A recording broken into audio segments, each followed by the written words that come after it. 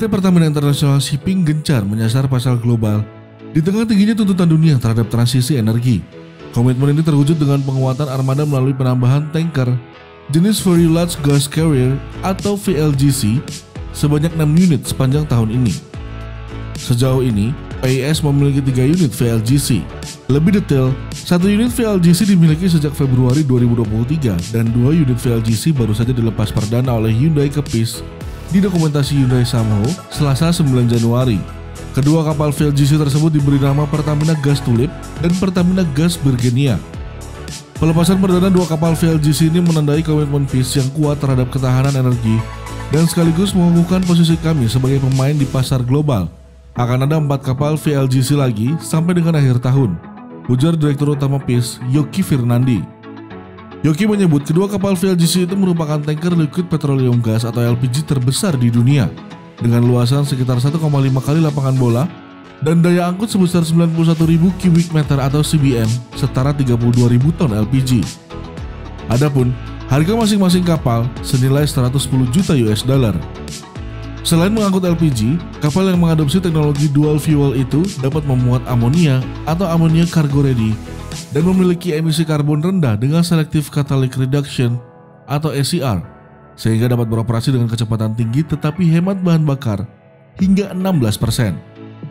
Dalam penelusuran bisnis, volume perdagangan LPG diperkirakan tumbuh hingga 13% dalam 5 tahun ke depan. Adapun, permintaan LPG untuk sektor rumah tangga dalam negeri akan meningkat 3,9% per tahun hingga 2030. Sementara itu, volume perdagangan amonia diperkirakan tumbuh rata-rata 22,5% per tahun antara 2023 dan 2028. Tingginya volume perdagangan amonia tersebut sejalan dengan meningkatnya kebutuhan terhadap amonia sebagai bahan bakar rendah karbon.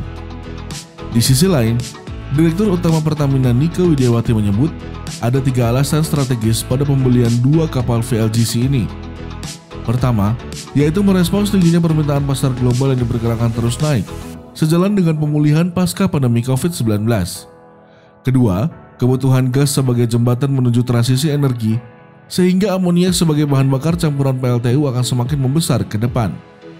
Alasan terakhir, tuntutan globalisasi. Menurut Nike, PIS telah menjadi market leader di Indonesia dan sudah seharusnya didorong untuk menjadi pemain global. Secara bertahap emisi dikurangi tapi ketahanan energinya tetap terjaga dan itu akan ada pada amonia. Makanya kenapa kita pilih itu. Dan untuk amonia, pasarnya akan besar sekali ke depannya sejalan dengan kebutuhan atau permintaan dari negara lain, ujar Nike. Rencananya ada 2 kapal VLGC lagi yang siap dilepas pada Maret mendatang, melengkapi 2 kapal yang sudah dilepas saat ini. Dengan kekuatan kapal mencapai 61 kapal termasuk 2 kapal VLGC yang baru, Nike yakin anak usaha PIS bisa menjadi salah satu pemain global yang terdepan di pasar internasional.